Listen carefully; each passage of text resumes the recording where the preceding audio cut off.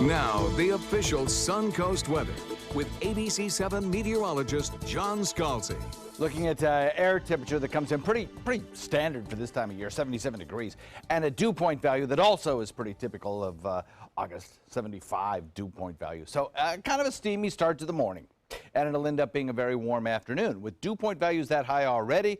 Once we get into the 90, 91 degree temperature reading this afternoon, it'll have a feels-like temperature of about 105. So again, steamy, thick afternoons shaping up for us. However, now we will have showers and thunderstorms to break the heat, which is kind of nice. Our showers came earlier on, a couple weeks ago, through about Friday of last week. Now we're back to a more typical summertime pattern. East wind at about 6 brings us kind of uniform temperatures with 77 Wauchula, Arcadia, Punta Gorda, Parrish, 78 in Northport, 80 Longboat Key and Inglewood. So pretty typical temperatures all across the boards. Showers are still in the forecast for this afternoon as we have plentiful amounts of moisture to work with, though some slightly drier air might work its way into the forecast midweek.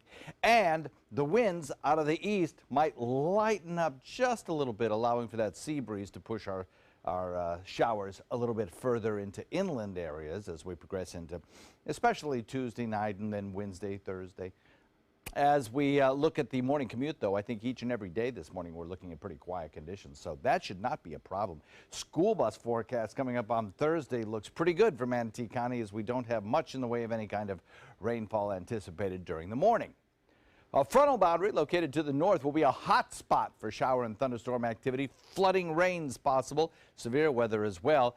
Dallas down through Houston, back toward Raleigh. Charlotte even may have a chance of seeing some thunderstorms through the Ohio Valley and then back into the Midwest as well. For us, our showers are pretty typical for this time of year with that easterly wind, the sea breeze building in the afternoon. The showers build along the spine of the state and then all the way toward the I-75. Now, the east wind today may keep our sea breeze just a little bit closer to the coast, so we may get a little bit better coverage today than we might tomorrow, but really we're kind of splitting hairs here. The showers building inland are pushed back toward the coast in the afternoon, which is typical with these west-moving afternoon showers and thunderstorms.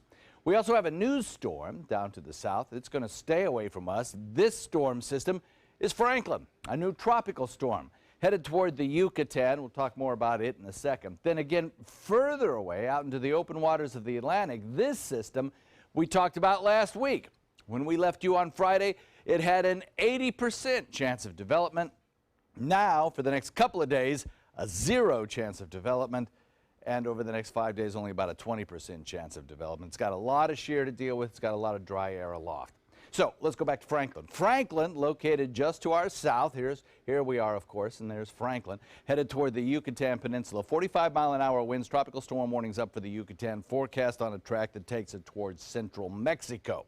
So, the long and short of it is, it has no effect on our weather whatsoever. Forecast looks like this. Daytime high tops out near the low 90s.